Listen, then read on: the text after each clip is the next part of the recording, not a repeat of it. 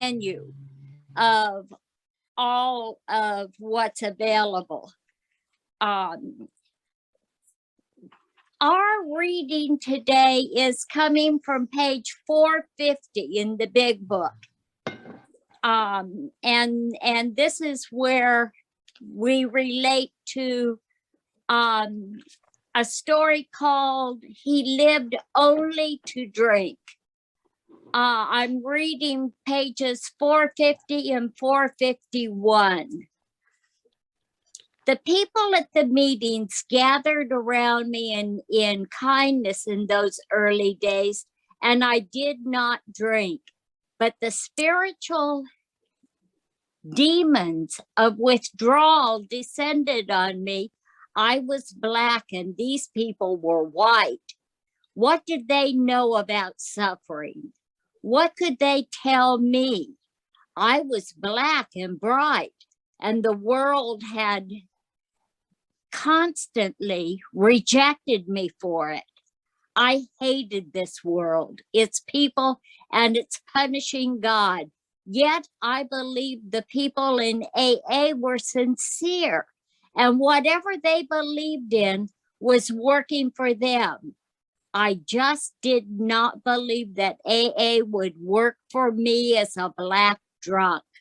I genuinely believed that I was different until much later, when I had what I now know to be my first spiritual awakening, that I was an alcoholic and I didn't have to drink.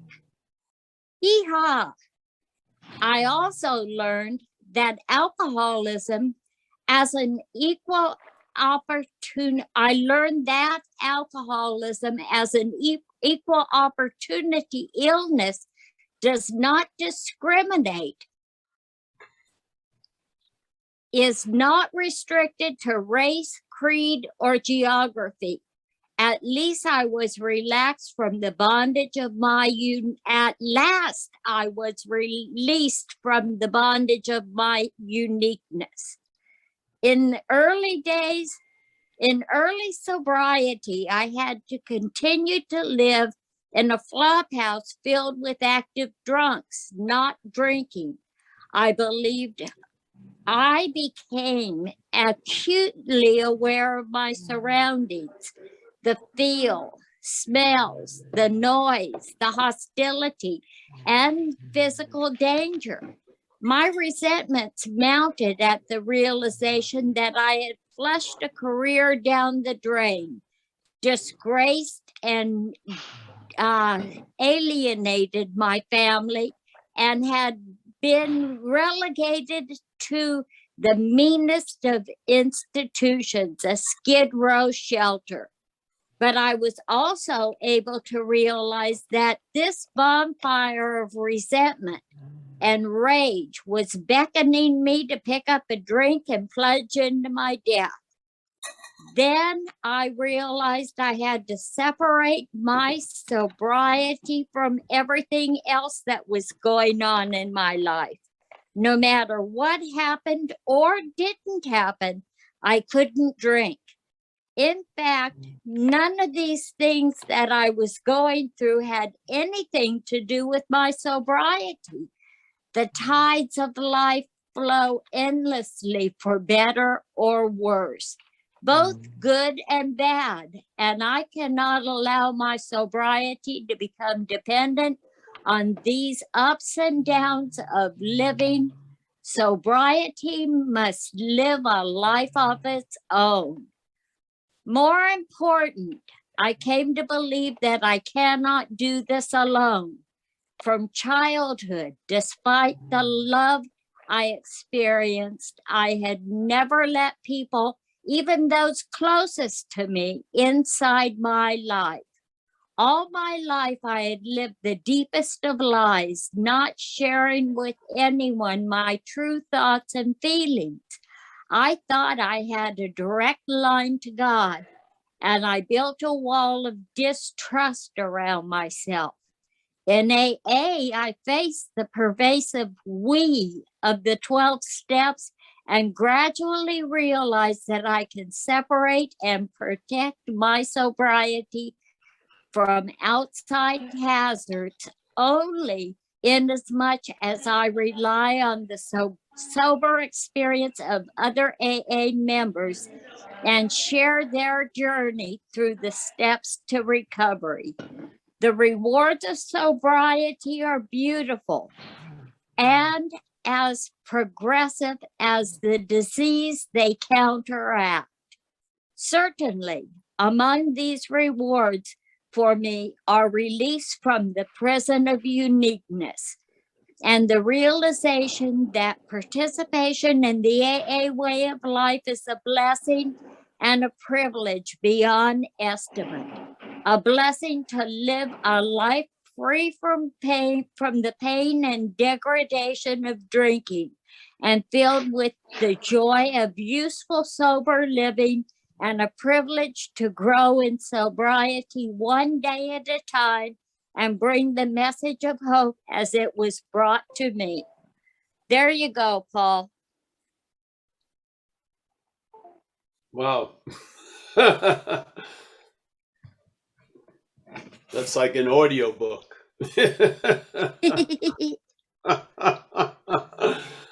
Yeah, I don't think I have a different edition of the book, so I don't have that story in it.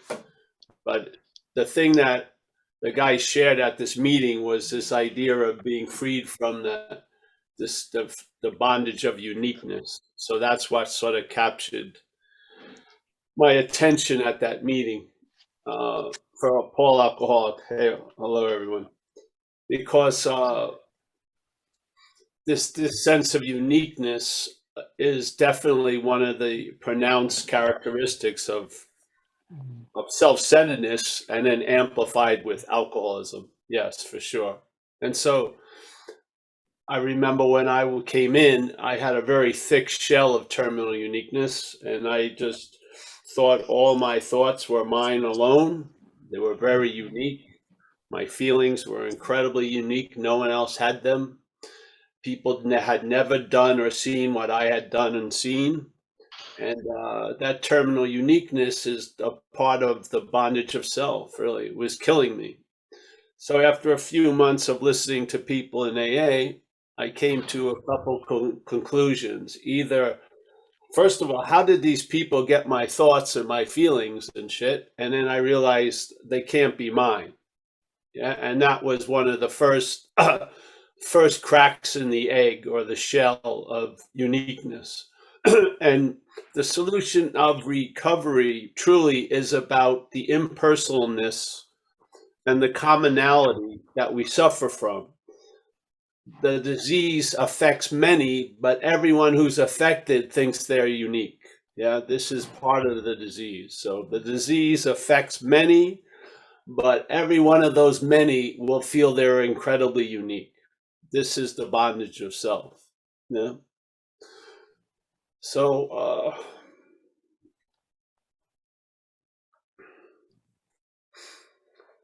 just this turnaround of, I'm an alcoholic or alcoholism has me.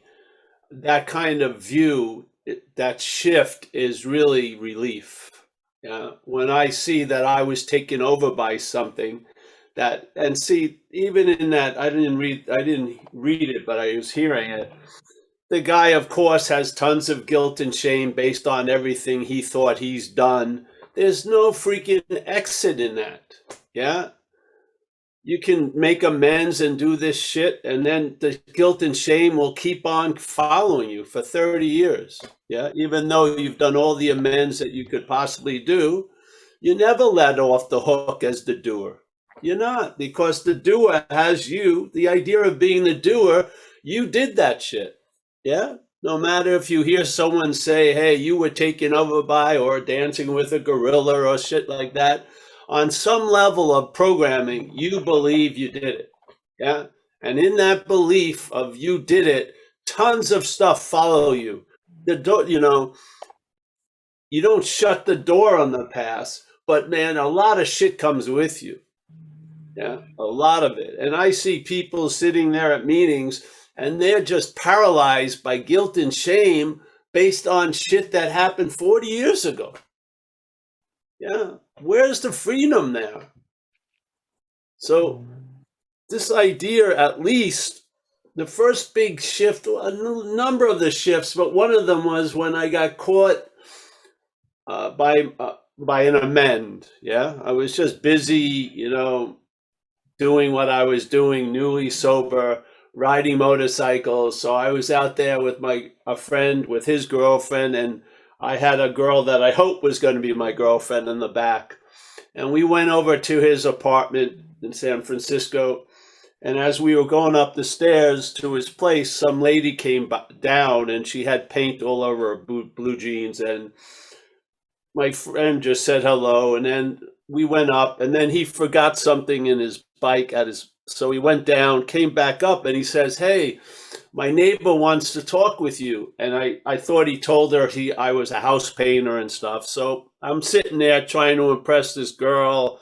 He's with his girl in the living room. And then the neighbor comes in and goes, "Hello, Paul, do you remember me?" And I said, "No." He says, "You owe me $500. So I had an apartment in a town south of San Francisco. And when I got which were many new people to move in, they would always have to put a down payment. I would take that down payment. It wouldn't go to the landlord. I just used it, spent it. So once again, I had done this.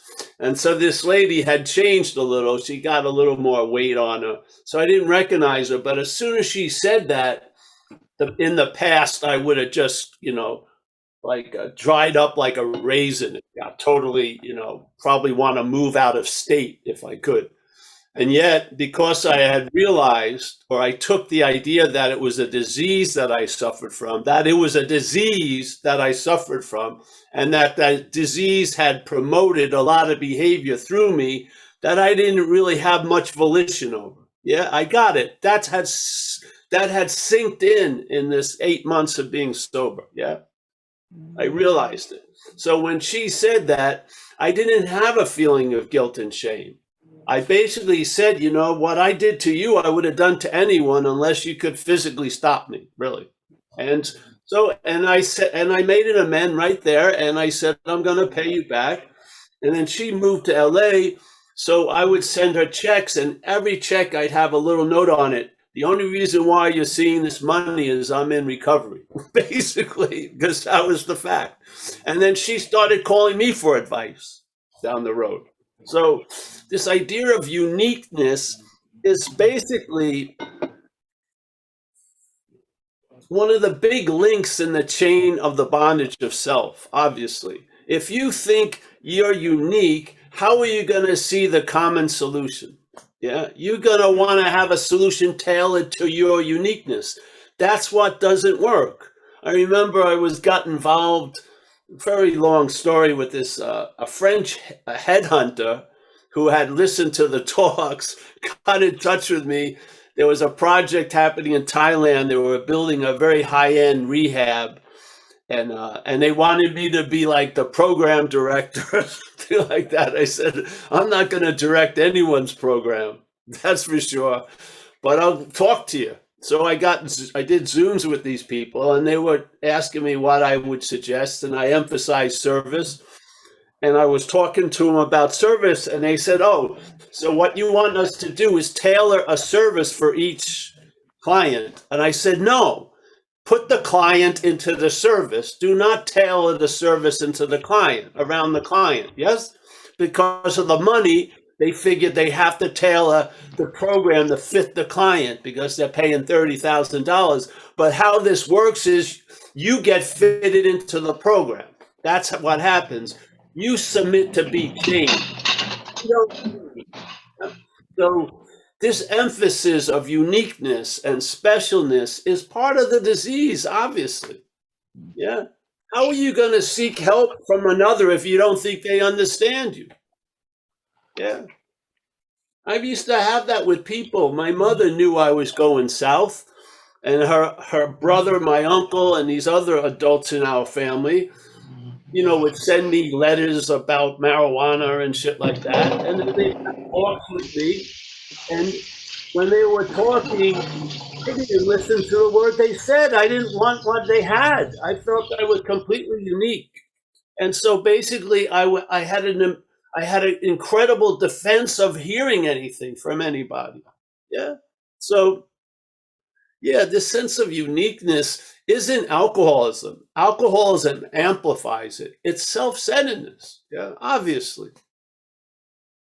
The real disease, or what allows the disease to find a home, is self-centeredness. Yeah. Alcoholism sort of attaches to that and then amplifies it. And it doesn't amplify all of the possible qualities. It amplifies most of the contracting qualities like resentment, vindictiveness, thinking you're right, sense of entitlement, all this stuff. Yes. And it gets so amplified, and the rationale to keep it going, it needs something, and that's that fuel of alcohol and drugs. And therefore, you're taken over and you're compelled to go get what it needs to continue this little story. Yeah. All the while thinking it's you all the time. Yeah. I mean, how basic is that?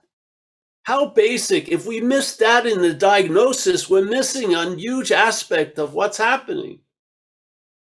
Yeah. You can't go in to the inventory with my resentments, my fears, and my harms done to others, and hopefully leave with hearing that they may not be your fears and your resentments. They may be resentments and fears, yeah, that are manifestations of self in one's life. They're not yours. Yeah, they're having you. You're not having them. Who the hell would have fear all day? Yeah, who would choose that on the menu list? I don't want to, not even fear, it's past fear, it's mental anxiety, completely going off. Who would put up with this shit? Yet the story of you as the doer and the thinker and the one it just keeps bonding itself. It keeps applying the glue because it's ridiculous. If you take one look at it, were you taken over by alcoholism or aren't you? It wasn't, I had a little sniffle that day. You were fucking on the Bowery. It's way past the point that, I have a little cold today. You didn't have alcoholism. It had you. It had me. And the way it feels to be had by alcoholism, we relate to. I relate to you because you were taken over by the same thing that I was taken over by. Can't we see that? Can't we see the huge fleet of Fords gets driven to the same 3 parking spaces, institution, jails, and death, because there's one driver in all the Fords? It's called alcoholism. Yeah, actually, it's called self-centeredness to me, the bondage of self. So this is what we're just presenting here from one member to other members. Yes. I don't want to be right about this. I want it to be right for you, so you travel lighter. Yeah.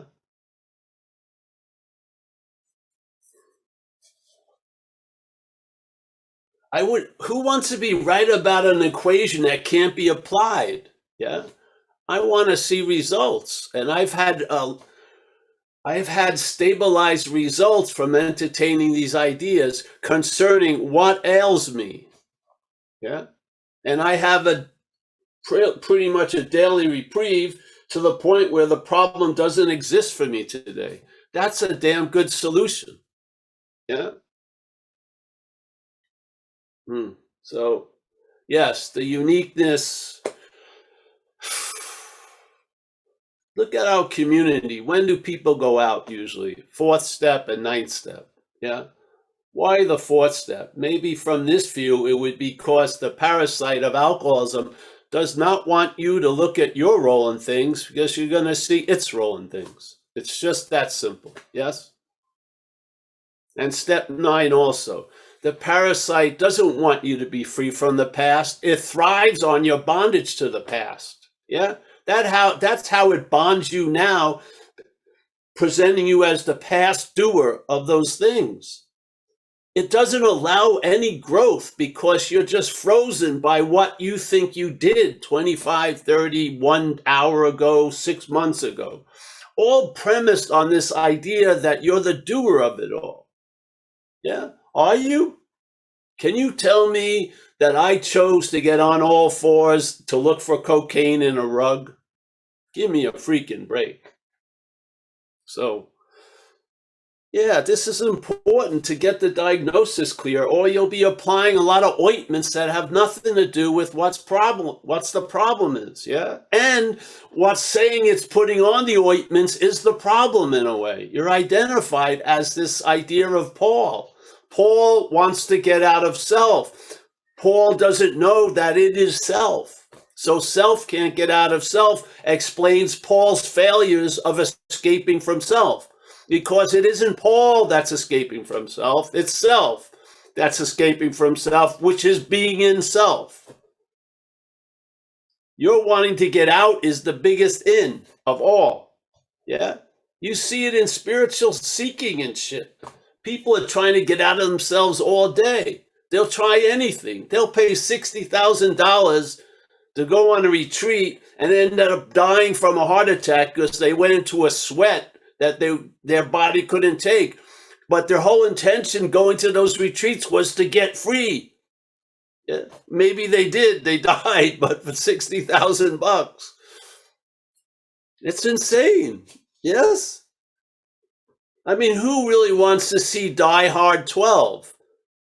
Die Hard 1 through 11 sucked. What do you expect it's going to be? But because we're so freaking driven to get out of how we're feeling or where we think we are, we're constantly agitated. Yeah, that's bondage.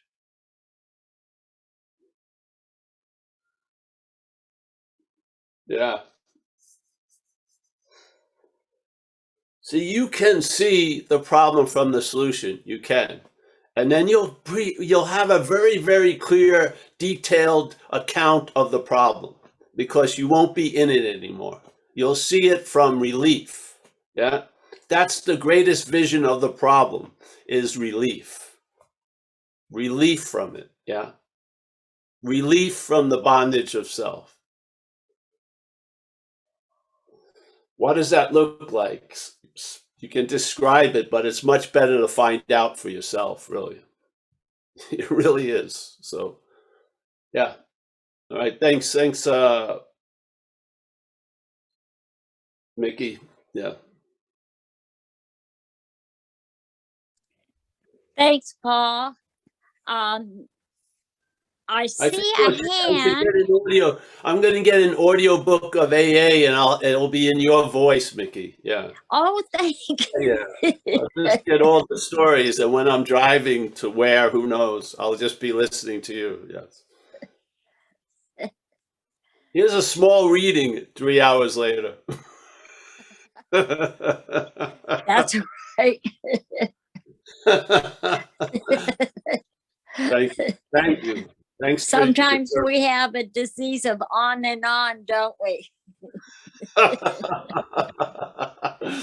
I was braced for it. I was comfortable. It's sort of like when someone says, "Hey, Paul, you have a minute?" Certain people, I get ready, sit down because I know it's going to be a lot longer than a minute.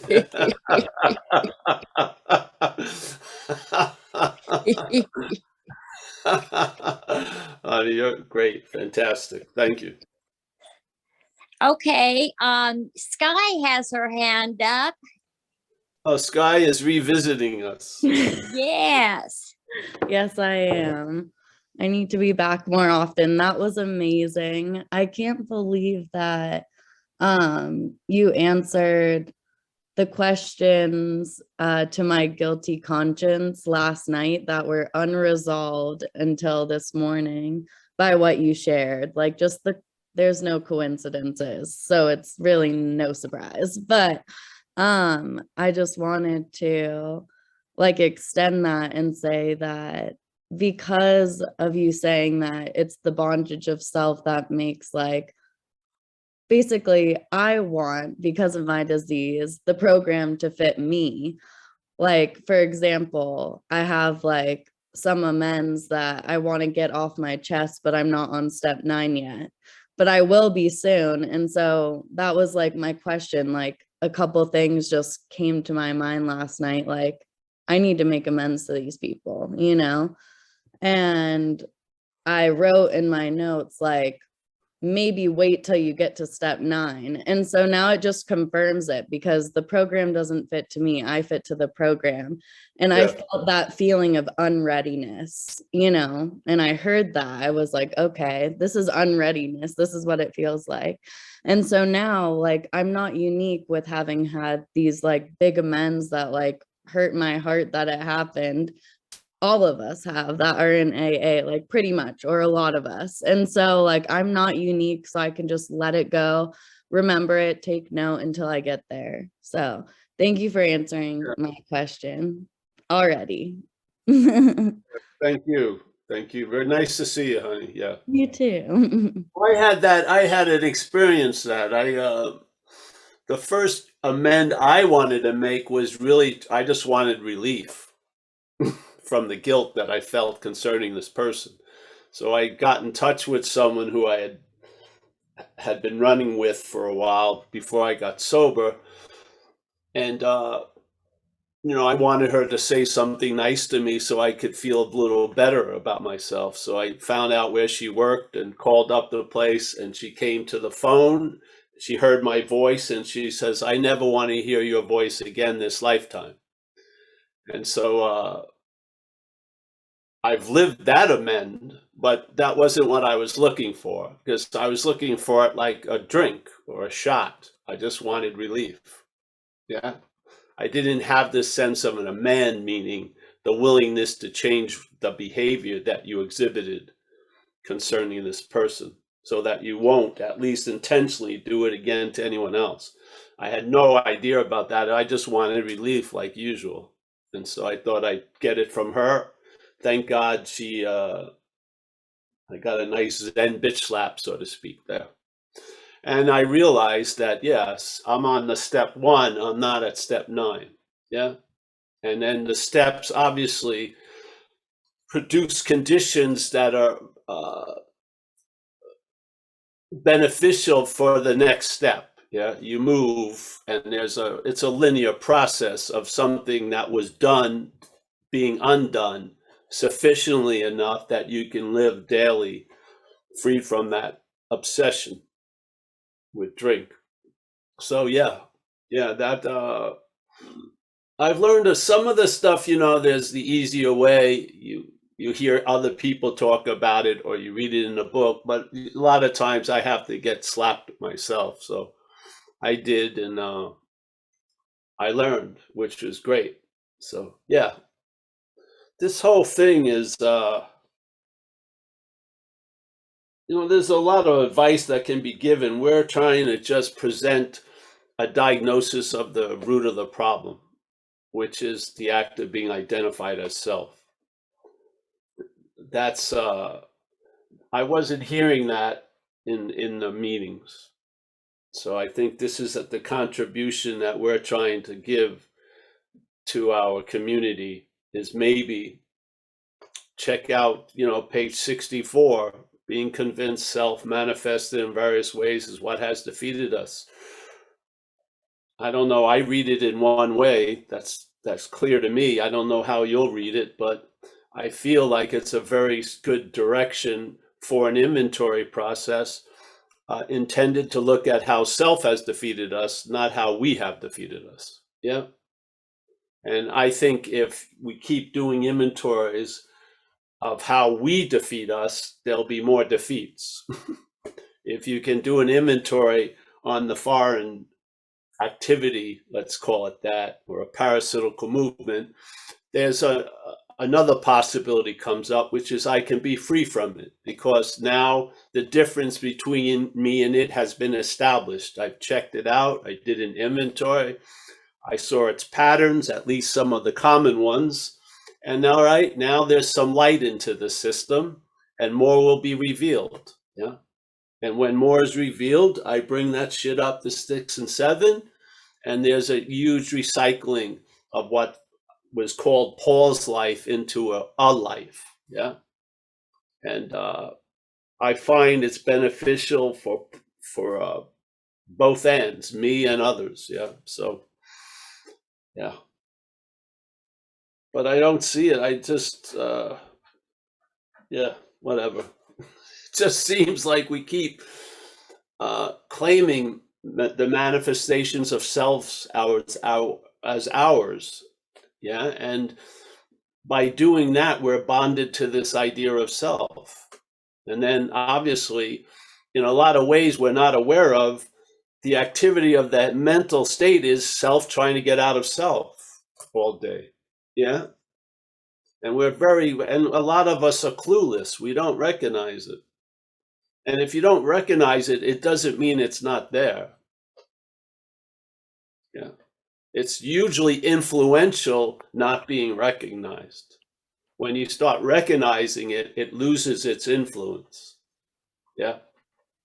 If you keep recognizing everything as it, from it, that reinforces its influence. So as you're trying to get out of it, you're actually more in it. Yeah. So,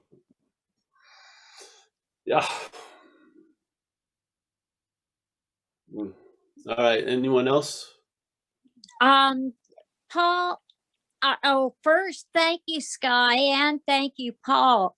Helen had her hand up, but then she put it down. Let me see. She's put it down. Yes, she's good. Helen's good. Helen's got a new hairdo and stuff. She's looking very nice. Nice to see you, Helen. Thanks for dropping in. Yeah. Helen's an old, yep. I don't see anybody's hand up.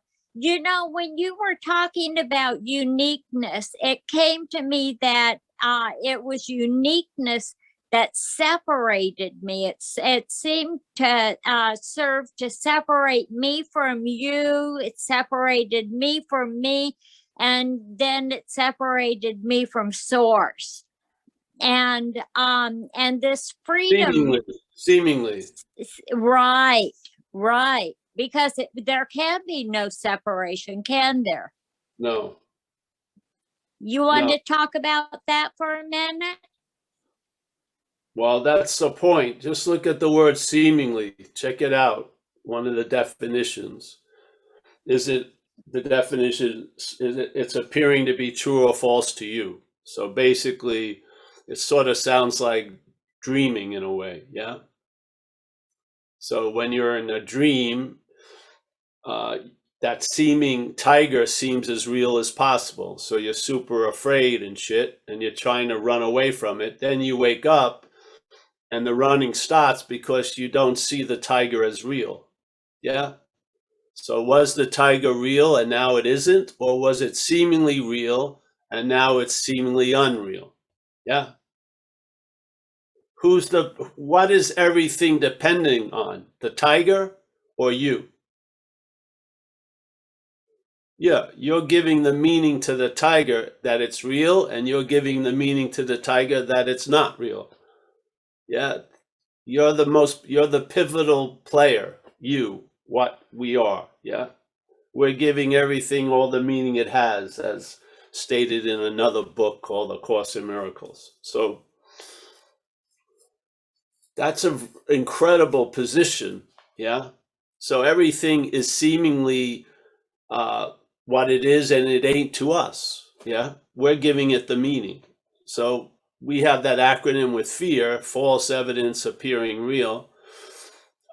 What's triggering the false evidence to appear real? Us. Yeah, false evidence is presented, we take it not to be false. Yeah, and then it appears real to us. Yeah, but it's false evidence, that's one, and then there's an activity appearing real. That's our activity. It's not the false evidence's activity to appear real. The false evidence is false evidence is false evidence is false evidence.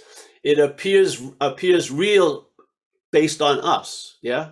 Yeah? Yeah. False evidence does not appear real. False evidence is appearing real to us. So when the us changes, the false evidence may be seen as false evidence and it won't appear to be real anymore. That's the freedom from the bondage of self. One of many, many examples of it. Yeah. You start seeing a lot of the shit that's being presented in the head as based on false evidence. Yeah.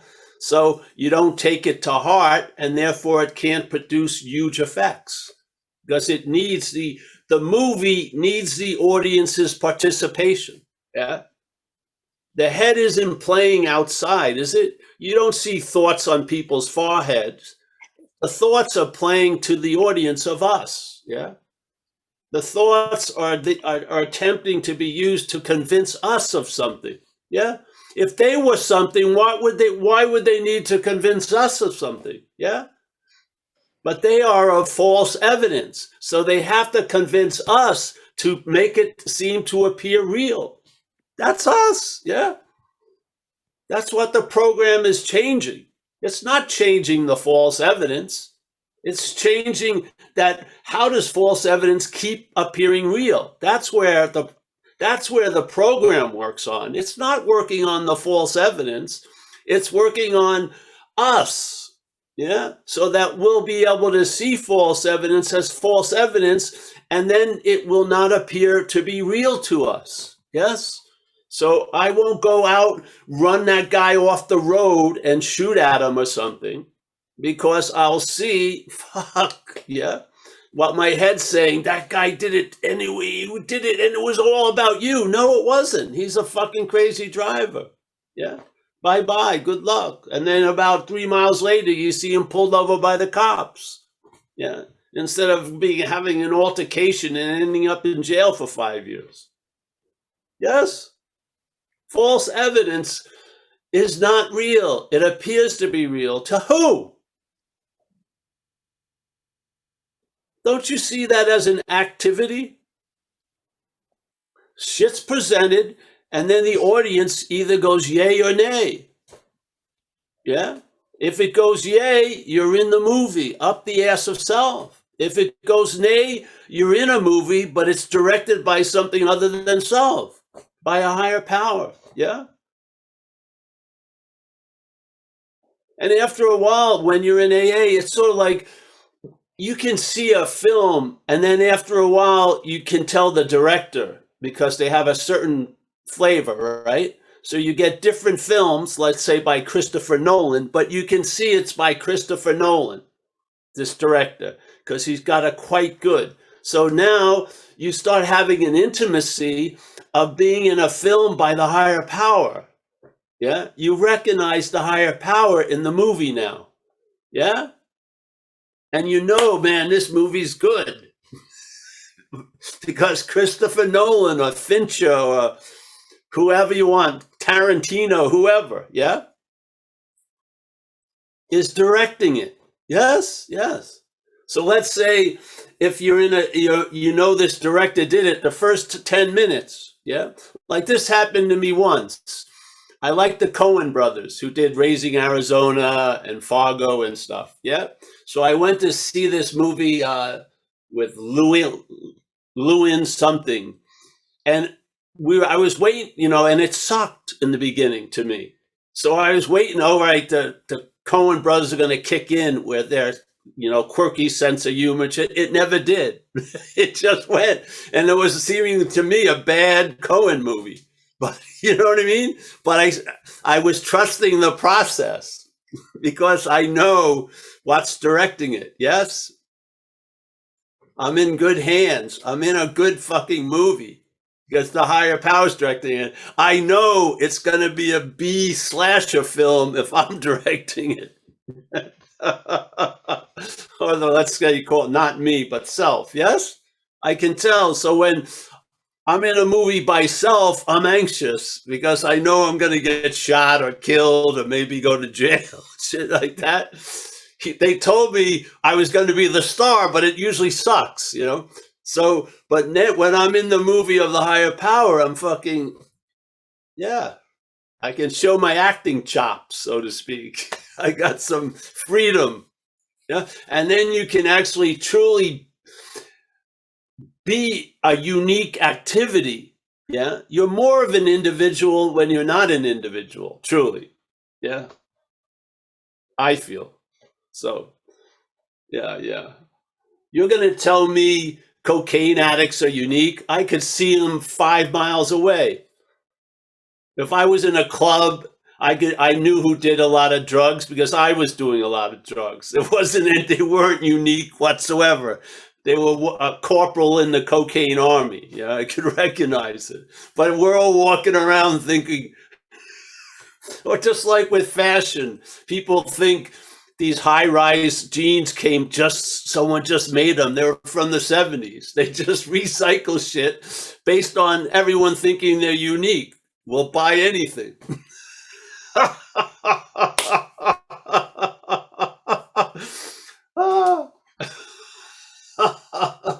I look so unique. I never dressed like my mom. Oh, mom shows me a picture from the 70s. Looks just like me. So, yes. I'm sorry I went off, but don't you see it really? False evidence. False evidence is false evidence is false evidence. It doesn't ever change to be real. It appears to be real to us. Yeah. Us. Knowing that and knowing that self can't get out of self, submit yourself to the fucking program. Yeah. Get changed so that you'll have the eyes to see false evidence as false evidence instead of reacting so quickly you don't even know what happened because you didn't see there was taking something to be real. You just saw it as real. Yeah. You didn't even see the preamble that brought you to that consequential level. Yeah. You don't see it. We're asleep, so to speak. Now you can have the eyes to see it. You can see the head presenting shit. Yeah. And have an honest discernment. Hey, that's crazy. Yeah. If you don't have it now with yourself, call up a sponsor and he'll say you're fucking crazy. Yeah. And then you start learning how to recognize false evidence.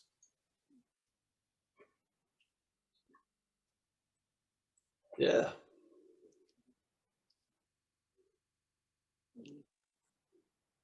And this we learned from uncovering and discovering and discarding in the action steps, right? Yes, sure. But we're not really uncovering and we're not discarding. We've submitted ourselves. And now there's an uncovering, discarding, and whatever. Yes? For the This false idea that you're evidence to be doing it- uncovered. See, Yeah. this idea of you're doing it is one of the ideas that gets discarded. If that doesn't get discarded, yeah, you'll be a master of discarding, and you're in the bondage of self. Yeah. Then everything continues to be mine, huh? Yes, exactly. So that it says abandon self. That's not you.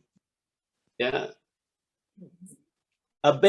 You with the idea that self is other, then it makes sense. I can abandon something that I'm not. I mean, we used to have beaters, and then we'd run into a tree, and we would abandon the car, just walk away. They didn't have great records at DMV at that time. We just abandoned it, walk right off down the street, and fucking forget about the car. We bought it like for $50. Yeah, I could abandon it because I'm not the car. Yeah. You cannot abandon self as self. You abandon self as other. Yes? Yeah. Maybe you're not what you think you are. Maybe the true diagnosis is you are a spiritual condition. Yeah. What needs to be discarded and diminished a little bit is the mental condition. It's a little oversized now. It's taken over, so to speak, and it doesn't know how to drive the car. Yet it won't admit that. Yeah.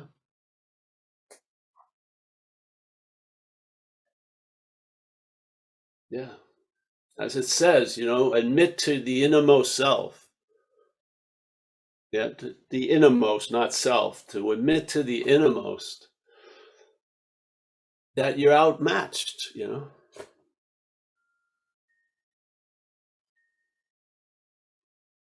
Yeah. Well, anyone else, Mickey? I'm not seeing anybody. Oh yeah, here's Oliver. Oliver. Oliver from Berlin. Yes, That's I right. know Oliver. Hey, Oliver. Hi. I don't really have a question. I just, wanted to say about, we all know how taking things personally can go a long, long way. And I guess since I'm in AA, I pretty much am aware of the connection between self-centeredness and that, right? But, on listening to you today, to your share,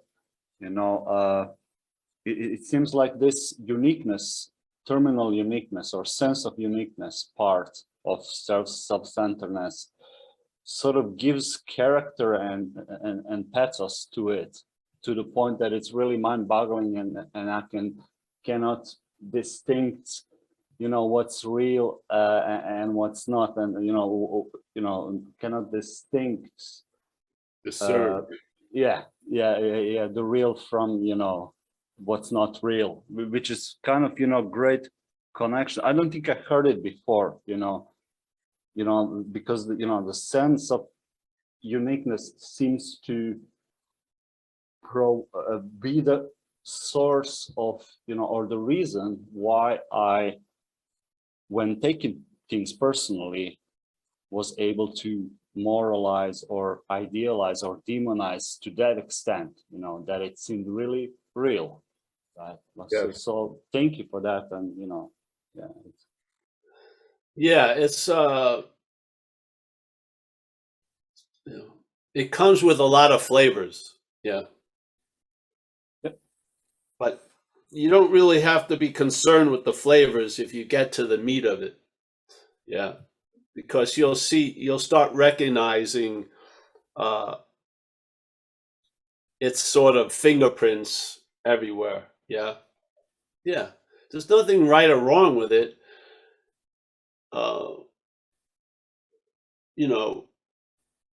Many people, without knowing it, are living from its interpretation.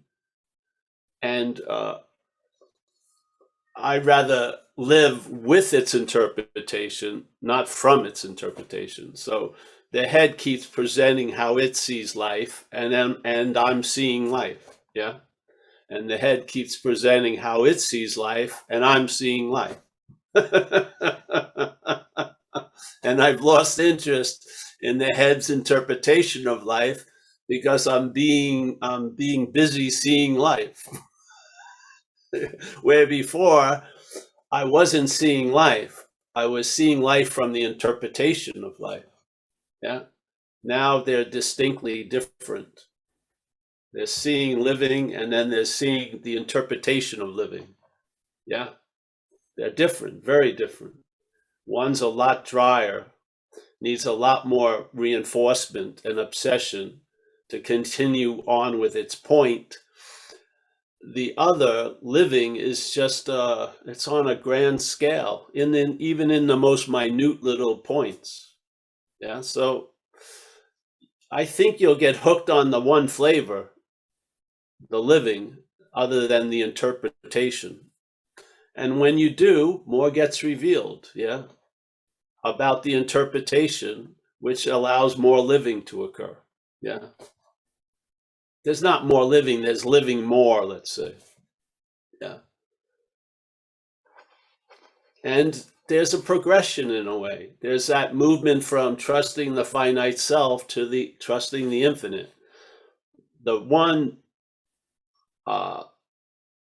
consistent aspect is that faith. So the faith now gets broken in the finite self, and now the faith is gently pointed through the program to the infinite. Yeah. Once it gets sucked into the gravitational field of the infinite, far out, yeah? It may get radio blasts from the finite, but it won't be buying its fucking, commercials. Yeah. Yeah. And so that spiritual condition is the daily reprieve. Entering the orbit or the gravitational field of the higher power is the daily reprieve from the pull of the lower power. Yeah. Because the faith, the weight of faith is now leaning towards the infinite, yeah? Where before it was being shoved into the finite. Yes? And as it says on page 53 in the book, it's pretty cool. I'm going to read it. It says on page 54, actually, so in one way or another, we discovered that faith had been involved all the time. The first paragraph of page 54, we agnostics. I'm going to read it for a second, the thing before, all right? Without knowing it, had we not been brought to where we stood by a certain kind of faith, yes? Yeah, the kind of faith was in the finite self. That's the certain kind of faith that brought us to this condition of bondage of self, was the faith in the finite. That's without knowing it. Had we not been brought to where we stood by a certain kind of faith, for did we not believe in our own reasoning? Did we not have confidence in our ability to think? What was that but a sort of faith? Yes. So when people say they don't have faith, that's faith. Yeah. There's faith that they don't have faith. You can't get before faith. Faith is before everything else. Yeah. Yes, we had been faithful, abjectly faithful to the God of reason. So that which is playing God is in the mental condition. Yes. That's what he's talking about here, the God of reason. So in one way or another, we discovered that faith had been involved all the time. Yeah, there you go. Yeah. Faith in the interpretation, there's a huge faith in past and future when it concerns time. Faith in the infinite, you're attentive to right now. That's one of the zillion of differences between faith in the finite and faith in the infinite. Faith in the infinite is you're here now. Faith in the finite, you're absorbed in what's not happening. Yes, yeah. Talk about all you want about it being absorbed in what's not happening. What about talking about the faith that's allowing that to seem real? Yeah. The faith is in finite self. That puts you in the anxious yesterday and tomorrow syndrome. Yes. Yeah. Yeah. Tell the truth. Jesus Christ. Yeah.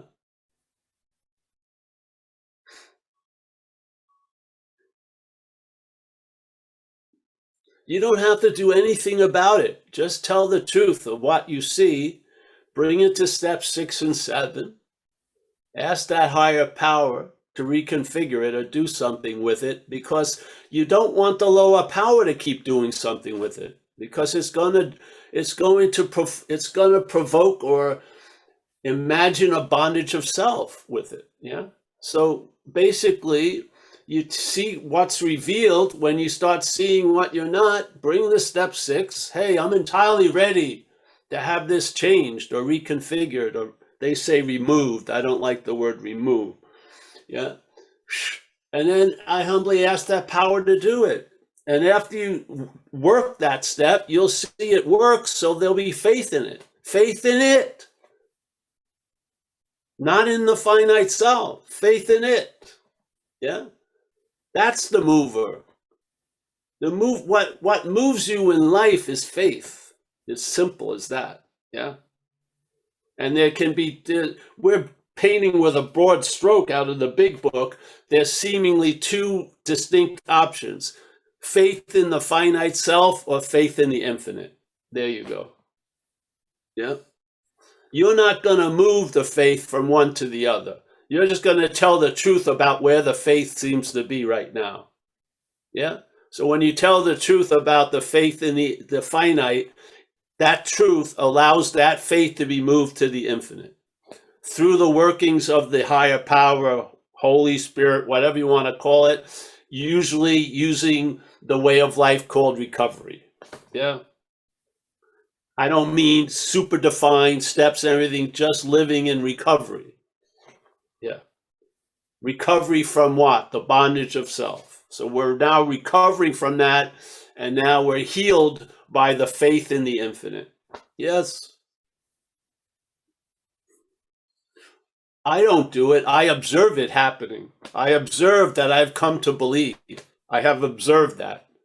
I have. I've observed it. I've observed the spirit of the third step. I've observed it in this life. Yeah. I feel it deep to my core. Can I explain it to people? Probably not, but I feel it.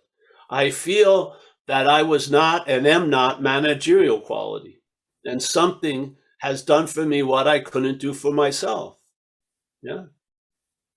Those are sound things to build a life on, not false evidence, obviously. Your life is going to collapse with false evidence as the foundation. But I mean truth. You've come to a truth, you've come to an understanding. You've come to it. You've been placed in a position of neutrality. Yeah. The problem does not exist for you anymore. Hallelujah. Those things are intimate sayings in my life. I feel them. I feel that's exactly what's happened. Yeah. As an observing, expressing activity called the action figure Paul, I have observed that something hugely has done for me what I could not do for myself. I can't every day, big and small. Yeah. Yeah. Yep. So over and over and over again. It's not coming to believe, it's what you're believing in has the power. The belief in faith is an energy like gravity. It's here. It's where it is. What it's being put into, it's going to cause how it manifests. Yeah? So when the faith is in the infinite, you have an ease and comfort now. When the faith is in the finite, you have huge anxiety about yesterday and tomorrow. It's the same energy, but how it manifests is completely by what it's put into. Yeah. If it's put into the vehicle of finite self, we know what that's like as alcoholics and addicts. When you put it into the vehicle of the infinite, yeah, it's revelatory. Yes.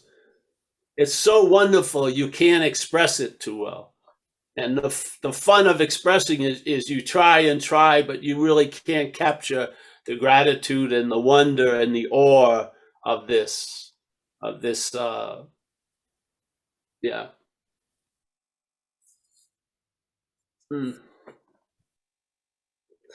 Yeah. So faith is important, yes? Yeah. Hugely important. It's so important, you don't want your hands on it. You want to surrender its direction, yeah? By doing simple little things, a day at a time. Yeah, you'll have the eyes to see false evidence, and then it won't be able to appear real. It needs you, yeah? It needs us. It's like the thoughts are caught behind a membrane. They're trying to compel an action. They have to convince us to do something. Once we do something, then there are ink tattoos in that world, yeah? That fly paper may not be easy to get off of, but in fact, there has to be a compelling for that action to occur. The mental state is constantly presenting false evidence, hoping that it will trigger you to do something that you're going to pay a consequence for. Yeah. And therefore, it's going to appear real to you. It's bondage. It's the activity of bondage to self. Yeah, yeah. There is a solution.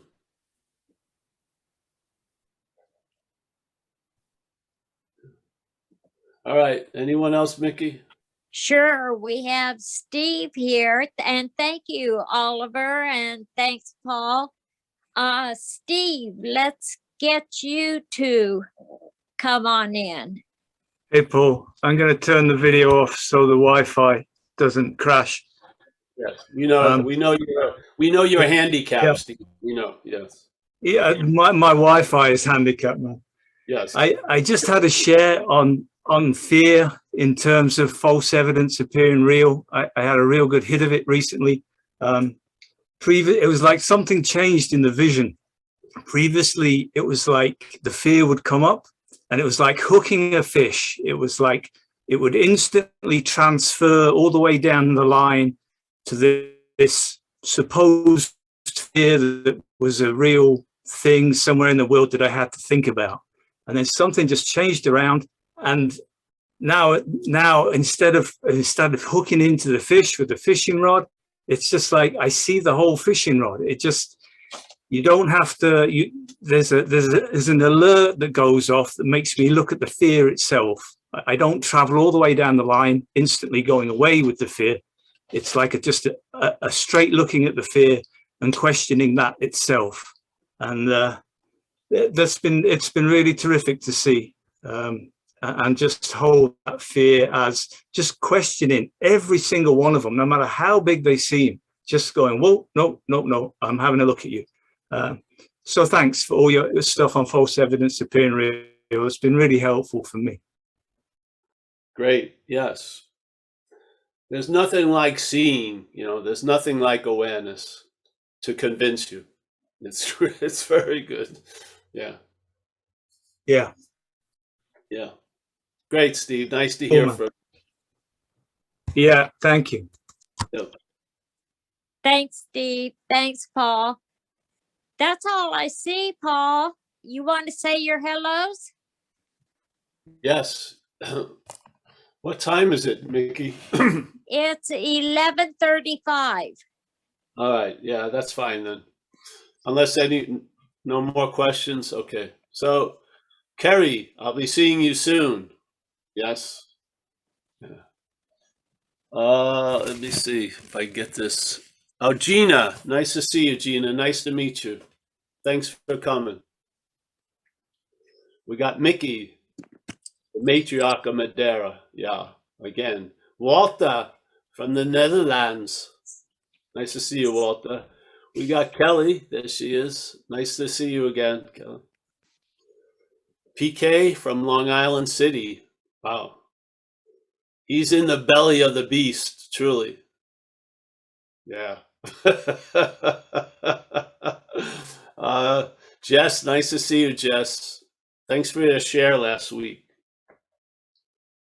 We got a Helen. She's made a guest appearance. We're always happy to see Helen from northern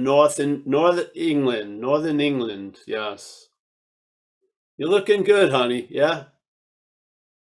Yeah. Good. We got Sky. Yes, there she is. She flits in and out like a cloud, but she's truly Sky. Yes. There you go. Oliver, nice to see you again for Berlin. Thank you for your shares. Yep. Michael S.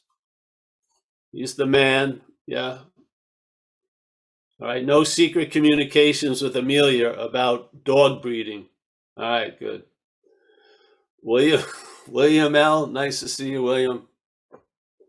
Jono from the UK. Always a pleasure. Carl from Ireland. Nice to see you, Carl. We got Roman from Germany. Always a pleasure. Yes, we got Jason down in San Diego. Nice to see you, Jason. Kaiser. Celia. Oh, Celia. Nice guy. I've been lucky to meet Celia many times in the past. Yes. Nice to see you. Chris down from Lexington, Kentucky. We got Terry from Maine. Yes. Stefan on having never left. We can see Steve now. Steve, thank you for everything. Nina, did I say hello to Nina? There she is. There she is. She's one of the backbones. We got Maria, some phones, Anu. There's Anu here, and Kimya. I'm sorry if I missed it. I can't see. It's getting small, the screen. Senna. We got someone from Huntington Beach. Lucky her. It's nice. Let's see. I want to tell you we're having a meeting today on another topic called non-duality at 4:30 Pacific time. It's on the website also. And we may have a shorter version of this meeting next Tuesday because we're going to Hawaii on Tuesday. I think it'll be on the website if we're going to have it or not. Yeah, we'll have all the other ones, but maybe Tuesday next week we won't have this one. But just look up. We'll have it down. I think I'm going to try to pull it off, and then yeah. So, but just look on the website. And also, we have that lovely trip to Italy. If you're interested in, Amelia's put up a beautiful retreat we're going to do hopefully in September, and we're doing a retreat which I swore I'd never do, but see how little I have to do with anything. We're going to do a retreat with a group in Colorado in June, which sounds beautiful. Awakening Together. That's who I speak for today, every Tuesday for them. It's a group located in Colorado. All right. Well, yeah, I think I made all the public announcements, and thank you, everyone. Thanks for coming. And yes. Yeah. Thanks, Paul. Yeah, thank you. Thank you, Paul. Thanks, Paul.